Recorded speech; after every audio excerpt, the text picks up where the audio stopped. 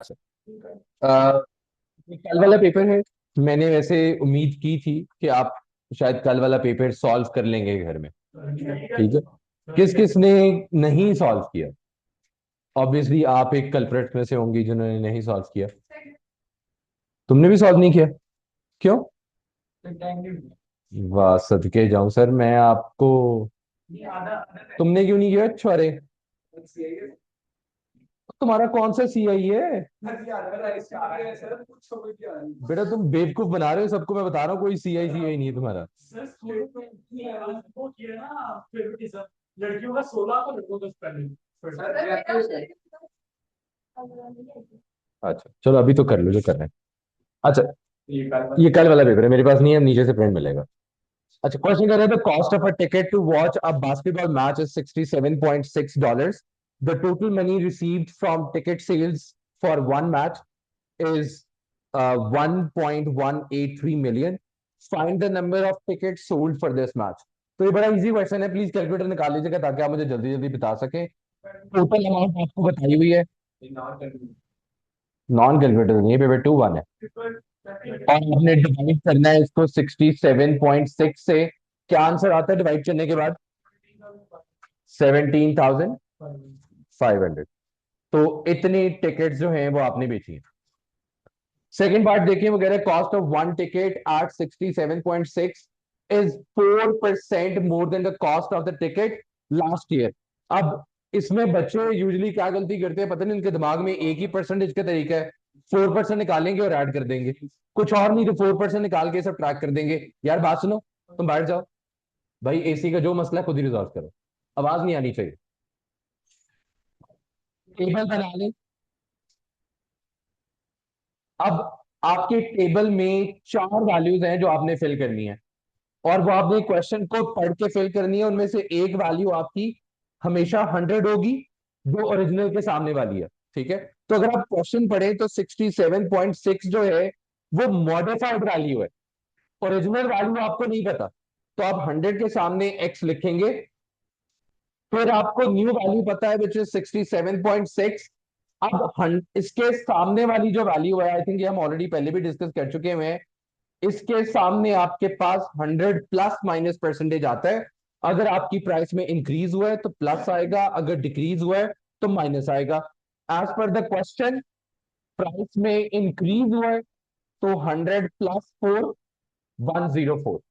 ठीक है। इसके बाद क्रॉस मल्टीप्लाई करें, आपका काम हल हो जाएगा। Which is 104x equals to 100 × 67.6। क्या आंसर आ रहा है यहां से? 65 एग्जैक्ट। तो आपके पास 65 आ गया। ठीक है। प्लीज यहाँ पर डॉलर साइन दोबारा मत लगाइएगा, एक ऑलरेडी डॉलर साइन लगा हुआ है। ठीक है, नहीं तो वो डबल हो जाएंगे, मार्क कट जाएगा। अच्छा, बी पार्ट देखें। बी पार्ट में कह रहा है कि number of seats in the basketball stadium is 20,545। The number of seats sold for the match of the season was 19,340। Calculate the percentage of the seats that are unsold. Percentage का simple formula क्या होता है? Gain divided by total into 100%। अब आपका ये gain जो है ये तीन तरह का होता है। गेन आपका प्रॉफिट हो सकता है, गेन आपका लॉस हो सकता है, या फिर एक्चुअल गेन हो सकता है जो भी आपने वैल्यू गेन की है। अगर आप क्वेश्चन को पढ़ें तो उसने आपको टोटल नंबर ऑफ सीट्स बताई हुई है विच इज 20,545। 100 आपका वही रहेगा। साथ में उसने आपको जो नंबर ऑफ सीट सोल्ड बताई हुई है परसेंटेज भी उसी निकालने को कहा है, which means that will be your actual gain. तो न्यूमिनेटर में 19,340 लिख दें और इसको सिंप्लीफाई करें तो आंसर क्या बनता है? जल्दी से कैलकुलेटर से जल्दी से आंसर निकालना। 94.1। 94.1। तो 94.1% ऑफ द टिकट्स जो हैं वो आपकी सोल्ड हो गई। ठीक है। सी पार्ट हमने कल कर लिया था, डी पार्ट हम आज कर लेंगे। वो आपको कह रहा है कि आपने difference between Kristen and Stephen निकालना है। काफी बच्चे ये अज्यूम करते हैं कि सिंस पेपर 2 है कैलकुलेटर अलाउड होगा तो हम सिंपल कैलकुलेटर से कर लेते हैं। That is not the case. ठीक है, वर्किंग के बगैर आपको कोई नंबर नहीं मिलेगा। ठीक है।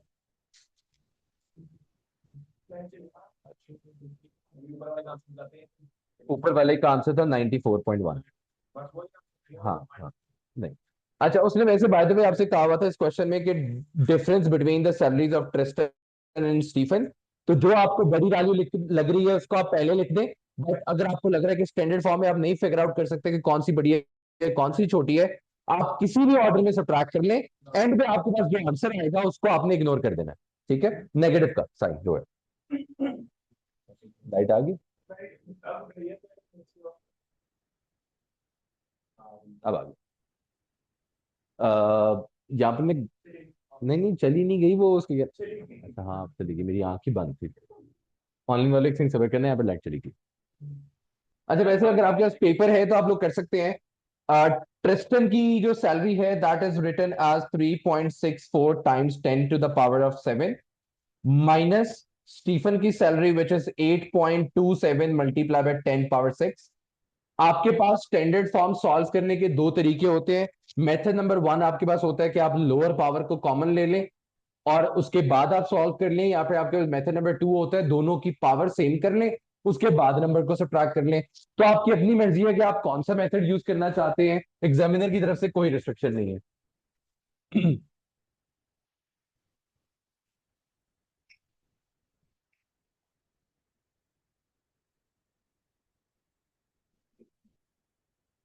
और बाप को फोन करो क्योंकि बाकी सारे कमरों में लाइट है। और बाप को फोन करो, बाकी सारे कमरों में लाइट है। अच्छा।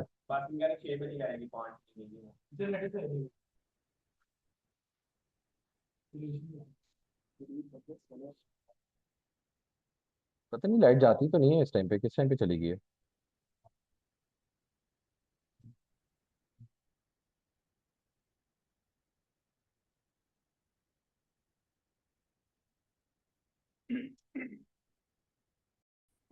स्टैंडर्ड पहले मैंने पावर दोनों की सेम की है। पावर सेम करने के लिए डेसिमल को राइट पे मूव किया तो पावर में से एक जो है वो सब्ट्रैक्ट हो जाएगा। मेरा न्यू नंबर आ गया। तो पावर को इग्नोर करके आप नंबर्स को सब्ट्रैक्ट कर दें, 28.13 बन जाएगा times 10 to the power 6। Final answer आपका स्टैंडर्ड फॉर्म में नहीं है तो इसको वापस स्टैंडर्ड फॉर्म में कन्वर्ट कर दिया by moving the decimal back to the left side. तो +1 और हो गया, तो 2.813 टाइम्स 10 to the power 7 आपका फाइनल आंसर आ गया। यहाँ पर राउंड ऑफ मत करिएगा, एग्जैक्ट वैल्यू आ रही है। ठीक है, जाहिर सी बात है क्योंकि क्वेश्चन गिवन स्टैंडर्ड फॉर्म में था। अच्छा, मैंने तो नहीं किया, कैलकुलेटर नहीं आंसर दिया। अच्छा, सेकंड पार्ट कह रहा है कि द टोटल जो ही अर्न्स इन सैलरी प्लस अब बोनस $X। अच्छा ठीक है। तो जो है हमारा, उसकी टोटल जो है वो सैलरी बनती है, उसकी सैलरी प्लस $X जो वो एज अ बोनस गेन कर रहा है। वो कह रहा है कि जो टोटल सैलरी है उसकी, जो टोटल अर्न करता है वो that is 102% of his salary. ठीक है, आपने कैलकुलेट करना है कि जो है उसको कितना बोनस मिल रहा है। तो सबसे पहले आप ये कैलकुलेट कर लें कि उसकी टोटल अर्निंग कितनी है, that would be 102.5% multiply by जो की salary which is 4.29 times 10 to the power 6। 10 to the power 6 को अभी के लिए इग्नोर कर दें क्योंकि फर्क नहीं पड़ता। आपने अभी स्टैंडर्ड फॉर्म में नहीं करना, आपने एंड पे स्टैंडर्ड फॉर्म में करना है। तो आपका यहां से आंसर आएगा 4.397 टाइम्स 10 to the power 6। तो हेंस इक्वेशन में सब्स्टिट्यूट करते हैं। 4.397 टाइम्स 10 to the power 6 ये क्या चीज है, उसकी टोटल अर्निंग। उसकी सैलरी कितनी है, 4.29 times 10 to the power of 6 plus x जो उसका बोनस है। अब एक्स की वैल्यू निकालने के लिए एक्स को वहीं पर रहने दें, बाकी सारी चीज को यहां पर लाकर सब्स्टिट्यूट माइनस कर दें। आप इसको डायरेक्ट कैलकुलेटर से करना चाहते हैं तो वो भी ठीक है क्योंकि यहाँ पर 2 मार्क्स हैं, आपके ऑलरेडी 2 मार्क्स पूरे हो गए हैं, बाकी आंसर की हैं। -4.29 power 10 power 6 multiply by 10 power 6। अच्छा, ये आ रहा है 107,000। बेहतर है कि अगर आप इसको स्टैंडर्ड फॉर्म में लिख दें तो that would be much better. 10 power 5 250 है, पॉसिबल ही नहीं है, पॉसिबल ही नहीं है।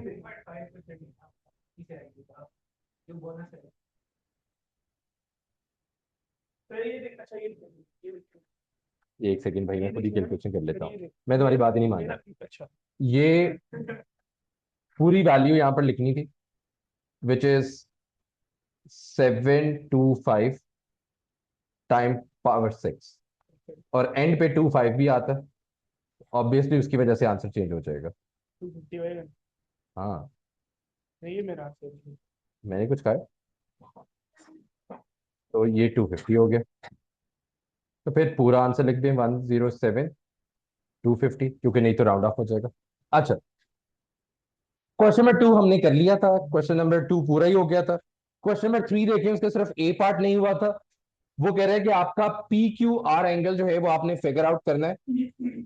तो आपको आउटर एंगल दिया हुआ है, तो सबसे पहले जो है आप 180 सब्ट्रैक्ट 142 कर लें। 180 सब्ट्रैक्ट 142 विच इज 38। अगर ये भी 38 है तो ये भी 38 होगा, क्योंकि आइसोसेलेस ट्राइंगल है। बट अगेन अगर आप ये सारी वर्किंग डायग्राम के ऊपर करेंगे तो आपको एक नंबर नहीं मिलेगा। तो आपको नीचे पेपर पे लिखना है कि angle Q R P is equal to 180 subtract 142। ये बेशक ना लिखें, बट 38 लिखने का एक मार्क लाजमी है। तो पी क्यू आर एंगल कैसे निकलेगा? 180 subtract 38 subtract 38 will be equals to 104। इसे कैलकुलेटर ले लो, मुझे कैलकुलेटर ले लो, तेरा वो बटन गोल है, मेरी उंगली पूरी नहीं आ रही इसके ऊपर। अच्छा आगे चलते हैं, ये हमने पार्ट कर लिया था। क्वेश्चन नंबर 4 हमने ऑलरेडी कल डिस्कस कर लिया था, बट मैं बता देता हूं कि टेबल आपने कैसे बनाना है। 50 का टेबल कैसे बनाएंगे? 1 टाइम्स 50, 2 टाइम्स 25, 5 टाइम्स 10।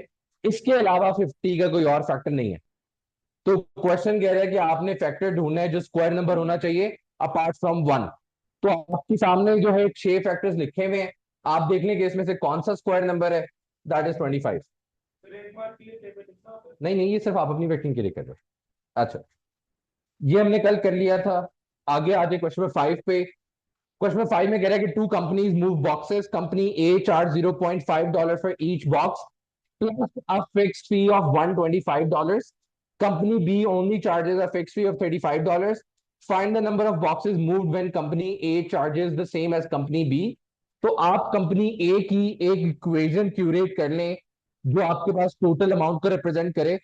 तो कंपनी ए जो है वो $125 तो चार्ज करेगी करेगी इररिस्पेक्टिव ऑफ एनीथिंग, प्लस वो पर बॉक्स 0.5 चार्ज करेंगे। आपने कितने बॉक्स मूव करने हैं? X amount of boxes. तो ये आपकी टोटल अमाउंट की इक्वेशन बन गई। क्वेश्चन कह रहा है कि दोनों के चार्जेस क्या होने चाहिए? सेम होने चाहिए, which means equation of A must be equals to 350। 0.5x equals to 225, और इसको कर लें तो ये 450 बन जाएगा। विच मीन्स अगर आप कंपनी ए को 450 बॉक्सेस मूव करने का कहेंगे तो तब उसकी अमाउंट सेम होगी जो कंपनी बी की थी। अच्छा, बी पार्ट आपका अपर बाउंड लोअर बाउंड का है। उसमें कह रहे हैं the maximum mass a van can carry is 770 kg.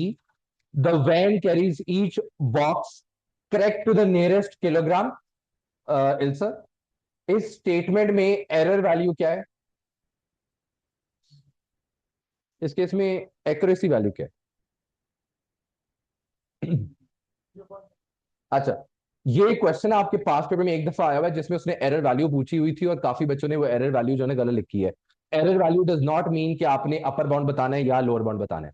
ठीक है, आपकी एक्यूरेसी वैल्यू होती है आपकी स्टेटमेंट में। जब जब कुछ ना लिखा हो तो उसका मतलब होता है 1। आप अपनी एक्यूरेसी वैल्यू को डिवाइडेड बाय 2 कर लें तो जो आंसर आता है that is considered as the error value. उस पर्टिकुलर क्वेश्चन में उसने कहा हुआ था कि 10,000 आपकी एक्यूरेसी वैल्यू है, आप एरर वैल्यू बता दें। बच्चों ने 10,000 को डिवाइडेड बाय 2 किया, विच इज 5,000। उनको लगा एरर वैल्यू का मतलब ये है कि अपर बाउंड निकालना है, क्योंकि क्वेश्चन ने कहा हुआ था मैक्सिमम एरर वैल्यू। वहां से वो कंफ्यूज हो गए। ठीक है, एरर वैल्यू का मतलब सिंपल ये वाली वैल्यू होता है with plus and minus sign with it. ठीक है, प्लस और माइनस लाजमी नहीं आप लिखो, बट आपका जो आंसर है एरर वैल्यू का वो सेम होना चाहिए। अब अगर आप इस वैल्यू को 4 में ऐड कर दोगे तो जो वैल्यू आएगी वो अपर बाउंड होगी, और अगर सब्ट्रैक्ट कर दोगे तो जो वैल्यू आएगी वो लोअर बाउंड होगी। ठीक है, हमने वैसे आइडेंटिफाई कर लिए हैं। तो क्वेश्चन कह रहा है कि जो वैन है वो टोटल मास कैरी कर सकती है 770 केजी, ईच बॉक्स का मास है 4 केजी। तो फॉर एग्जांपल आपके पास इक्वेशन क्या बनती है मास कैरी करने की? Total mass is equals to mass of each box multiply by the number of boxes। तो क्वेश्चन को पढ़े। क्वेश्चन कह रहा है कि आपने अपर बाउंड फिगर आउट करना है for the number of boxes to be carried. तो नंबर ऑफ बॉक्सेस को जरा सब्जेक्ट बनाए, मास डिवाइडेड बाय एरर वो ईच वैल्यू।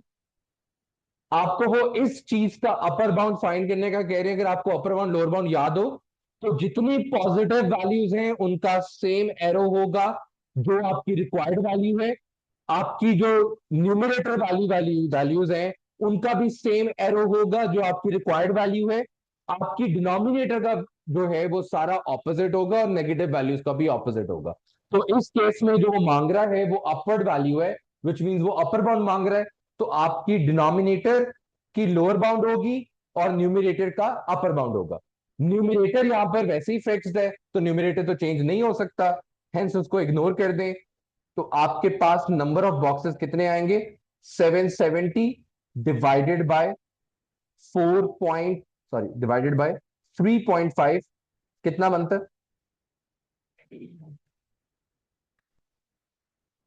220। तो the maximum number of boxes जो आपकी वैन कैरी कर सकती है वो 220 है। अगर आपको पेपर में ना समझ लगे तो आप एक दफा 3.5 लेके सॉल्व कर लें, दूसरी दफा 4.5 लेके सॉल्व कर लें, आपको पता लग जाएगा जो बड़ी वैल्यू दे रहा हो वो आंसर है आपका। ठीक है, सी पार्ट भी हमने कर लिया था। क्वेश्चन नंबर 6 आ जाए, इंपॉर्टेंट क्वेश्चन है। सबसे पहले वो कह रहा है कि आपने ट्राइंगल को मैप करना है बाय दिस ट्रांसफॉर्मेशन। ऊपर वाली वैल्यू एक्स की होती है, नीचे वाली वैल्यू वाई की होती है। एक्स का मतलब है, सिंस यहाँ पर पॉजिटिव वैल्यू है, इसका मतलब ये है कि आप राइट पर जाओगे। वाई में नेगेटिव वैल्यू है, इसका मतलब ये है कि आप नीचे जाओगे। तो एज पर दिस आपने एक बॉक्स राइट पर जाना है, 3 बॉक्सेस नीचे जाने हैं ए के अंदर। तो ए के केस में एक बॉक्स आगे जाओगे, 3 बॉक्सेस नीचे आओगे, ये पॉइंट यहां पर आ गया। इस वाले बॉक्स के साथ 3 बॉक्सेस, एक बॉक्स आगे जाओगे और 3 बॉक्सेस नीचे आओगे, ये यहां पर आ जाएगा। और आपका लास्ट वाला जो पॉइंट है, एक बॉक्स आगे जाओगे, 3 बॉक्सेस नीचे जाओगे, तो आप यहां पर आ जाओगे। इन सारे पॉइंट्स को कनेक्ट कर लें, आपके पास न्यू शेप बन जाएगी जो आपकी होनी चाहिए। और प्लीज इन केसेस में अपनी न्यू शेप्स को लेबल करना मत भूलिएगा। ठीक है, इस केस में उसने क्या लेबल करने को कहा है? पी। तो अपनी न्यू शेप को पी लेबल करते हैं। ठीक है, बी पार्ट में कह रहा है कि आपने ट्रांसफॉर्मेशन बतानी है। इल्सा इसमें कौन सी ट्रांसफॉर्मेशन हुई है? एनलार्जमेंट हुई है। एनलार्जमेंट लिखने का आपको एक नंबर मिल जाएगा। प्लीज आपने लंबी चौड़ी अंग्रेजी नहीं लिखनी, सिंपल एनलार्जमेंट लिखें, आपका एक नंबर हो गया। सेकंड चीज इसमें क्या बतानी है बासिल? सेंटर आपने बतानी है। इस केस में आपके शेप जो है वो सिर्फ एनलार्ज नहीं हुई हुई, वो रोटेट भी हुई हुई है। तो जब रोटेट भी हुई हो तो आपकी लाइंस किस पैटर्न में किस पैटर्न में कनेक्ट होती हैं? स्ट्रेट या क्रॉस? क्रॉस में कनेक्ट होती हैं। तो आप अपने पॉइंट्स को कनेक्ट करें, ये दोनों पॉइंट्स आपस में कनेक्ट हो गए, ये दोनों पॉइंट्स आपस में कनेक्ट हो जाएंगे। ये आपके थर्ड पॉइंट भी कनेक्ट हो गया। जहां पर आपकी सारी लाइंस मीट कर रही हैं वो आपका सेंटर ऑफ एनलार्जमेंट है। भाईजान सेंटर ऑफ एनलार्जमेंट के कोऑर्डिनेट्स बताते हैं क्या बन रहे हैं जहां पर वो मीट कर रहा है? सर 0 और 1। तो आपने दोबारा डायरेक्ट 0 और 1 नहीं लिख देना, सेंटर ऑफ एनलार्जमेंट लिखनी है। तुम्हारा नाम क्या था?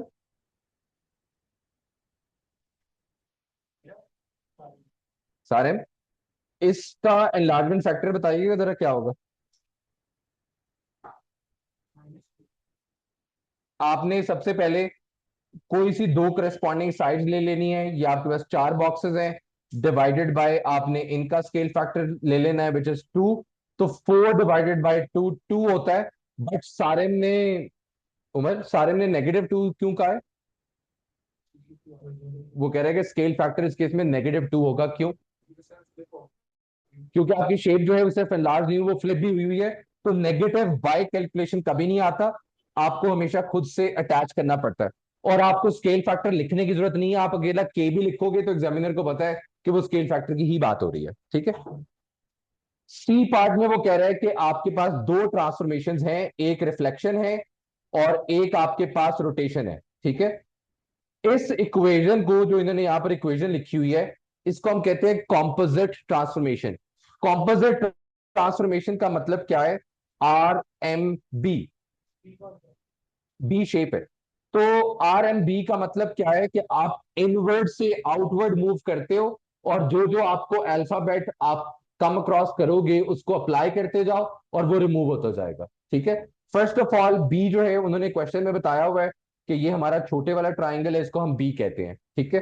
तो सबसे पहले बी को कौन सा अल्फाबेट एनकाउंटर कर रहा है? एम। एम की इंफॉर्मेशन उन्होंने पहली स्टेटमेंट में दी हुई है कि एम का मतलब है reflection by the line y is equal to -1। तो रिफ्लेक्शन आप कैसे करते हो? पहले आपने अपनी लाइन ड्रॉ करनी है y इज इक्वल टू -1 पे, डॉटेड लाइन ड्रॉ कर लीजिएगा ताकि आपको नजर आ सके। उसके बाद आपने अपने बॉक्सेस काउंट करने हैं। आपकी बी के 2 बॉक्सेस हैं, दूसरी तरफ भी 2 बॉक्सेस, 2 बॉक्सेस हैं, दूसरी तरफ भी 2 बॉक्सेस, 4 बॉक्सेस हैं, दूसरी तरफ भी 4 बॉक्सेस। आपकी शेप जो है वो बन जाएगी कुछ ऐसे करके। ठीक है। आपने एक सेट जो है वो अप्लाई कर लिया, इसके आपको एक नंबर मिल जाएगा। अगली ट्रांसफॉर्मेशन पढ़ लें, उसमें जो भी है वो आपने करना है, उसके बाद आपको नंबर मिल जाएगा। उसके बाद आपके पास सेकंड लेटर जो है वो आर आ रहा है। आर क्या कह रहा है कि आपने इसी शेप को रोटेट करना है by 90 degree clockwise with the centre 1 1। अब रोटेट करने के लिए आपके पास दो तरीके हैं, या तो आप ट्रेसिंग पेपर से कर लें, या फिर आप ट्रेसिंग पेपर को इग्नोर करके दूसरे वाला जो टेबल वाला मेथड था उसके थ्रू कर लें।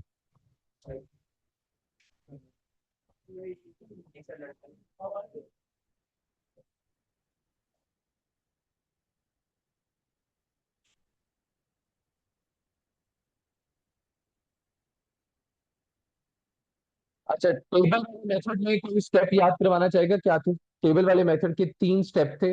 पहला, सेंटर माइनस कर दें। दूसरा, 90 डिग्री क्लॉकवाइज की जो शॉर्टकट है वो अप्लाई कर दें। तीसरा, सेंटर को वापस ऐड कर दें। ठीक है। तो ये आपके 3 स्टेप हैं विदाउट ट्रेसिंग पेपर। बट अगर आपको ट्रेसिंग पेपर अवेलेबल है तो आई थिंक वो सबसे जिंदगी आपकी आसान करने वाली चीज है, जिसे आप इजीली फिगर आउट कर सकते हैं। ठीक है। तो आई थिंक आपको यहां से नजर आ रहा होगा, तो आप देख लें।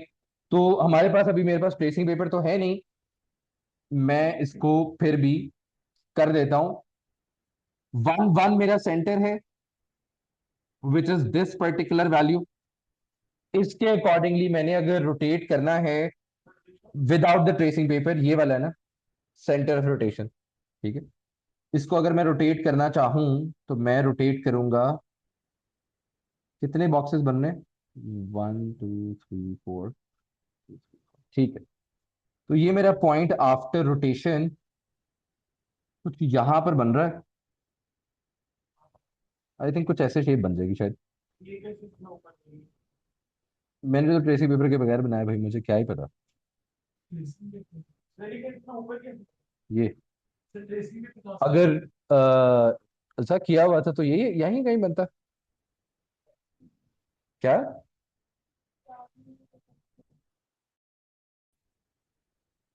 ट्रेसिंग पेपर आपको देगा?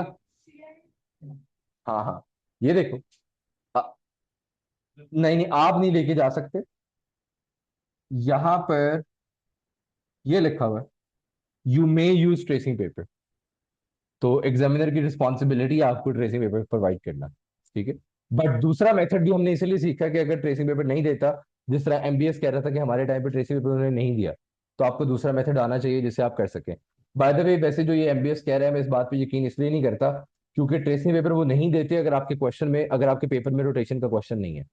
ठीक है, तो मुझे नहीं पता कि कौन से पेपर की बात कर रहे हैं, तो हो सकता है रोटेशन ही ना हो तुम्हारे पेपर में।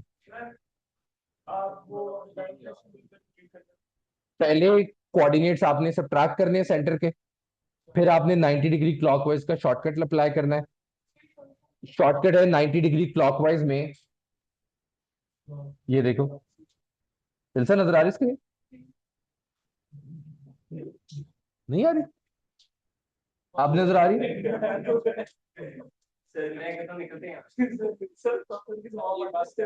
जलसा नजर आ रहा है। अच्छा, 90 डिग्री क्लॉकवाइज का शॉर्टकट है कि जब आप 90 डिग्री क्लॉकवाइज रोटेट करोगे तो एक्स वाई बन जाएगा और वाई एक्स बन जाएगा। एक्स का जो साइन है वो नेगेटिव हो जाएगा। कैसे, ये देखो, जब आप इसको रोटेट करोगी ये यहां पर आ जाएगा और ये यहां पर आ जाएगा, और यहां पर जब आएगा तो यहां पर वाई नेगेटिव होता है। तो इसीलिए तो ये आप किसी के साथ भी कर सकती हो, 90 डिग्री एंटी क्लॉकवाइज पे भी कर सकती हो, 90 डिग्री क्लॉकवाइज पे भी कर सकती हो, 180 डिग्री में भी कर सकती हो। ठीक है। अच्छा, क्वेश्चन नंबर 7 देखें। क्वेश्चन नंबर 7 में कह रहे हैं कि a cuboid has dimensions 5, 12 and 8। Volume उस क्यूबॉइड का 480 है। आपने क्यूबॉइड का वॉल्यूम का फॉर्मूला लगाना है जो फॉर्मूला शीट में गिवन होता है, length into width into height. Volume given है 480, लेंथ आपको गिवन है 5, विड्थ आपको गिवन है 12, हाइट आपके पास 8 है। तो ये बन जाएगा 480 डिवाइडेड बाय 60, और इसको आप सॉल्व करेंगे तो आपके पास आंसर 8 आ जाएगा। ठीक है, सारे में यही था आंसर है।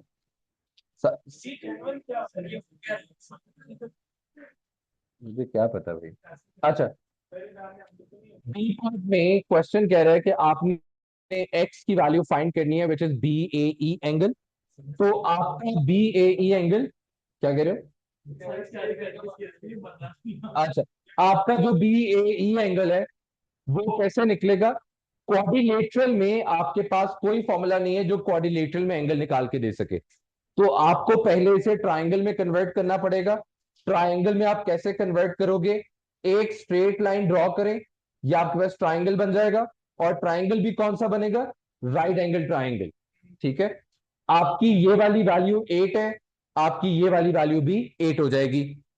आपकी ये वाली वैल्यू 16 है, दैट वुड मीन कि ये वाली वैल्यू भी 16 होगी।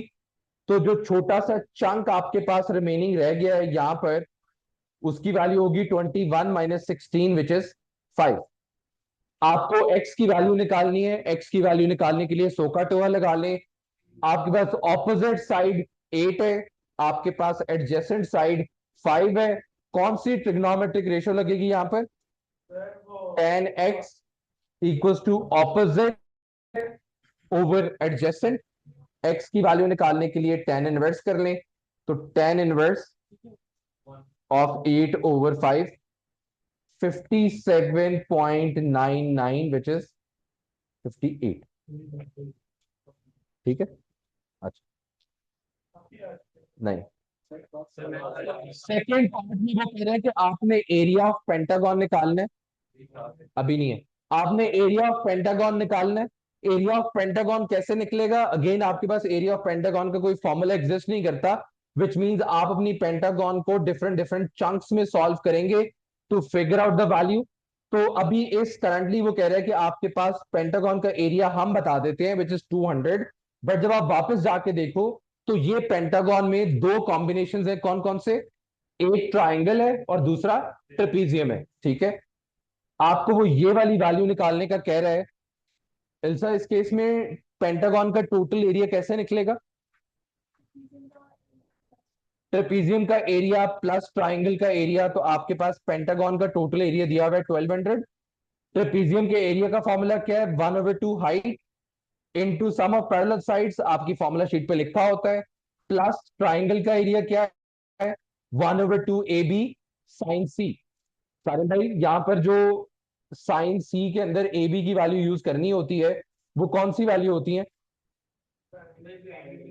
जो एंगल की दोनों साइड्स पर होती हैं। ट्रेपीजियम के केस में तो बहुत सिंपल है, हाइट आपको 8 गिवन थी, आपको साइड्स एक 21 गिवन थी, एक 16 गिवन थी, +1/2 आपको एक साइड जो है वो गिवन थी एज 16, दूसरी साइड आपको नहीं पता, and angle was given as 65।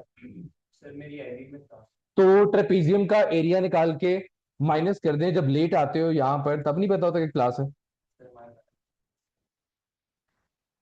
अंग्रेजी आ गई है तो। लेफ्ट साइड पे 52 हो गया, राइट साइड पे 8x साइन 65। प्रोजेक्टर ऑन कर दो। x की वैल्यू निकालने के लिए आप 8 साइन 65 को तो जाके डिवाइड कर दें, तो 52 डिवाइड बाई 8 है, तो b की वैल्यू नहीं निकालनी थी, वही तो निकालनी है। तो 7.17 आपके पास आंसर बन रहा है। बैठे रहो, सर मेरी क्लास कुछ नहीं होता। नहीं, बैठिए। अब इस पर कौन सी क्लास है? कुछ नहीं होता सर, बाहर ही होंगे, वेट कर लेंगे, टेंशन नहीं। अच्छा, नहीं यार तुम तो जाओ यार, तुम्हारा मसला ही और है, सारे चले जाओ यार। आप लोग भी जा सकते हैं, जिसका कोई क्वेश्चन रह गया वो मुझसे पूछ लीजिए। ओए हाँ सच, बाय द वे, अगर किसी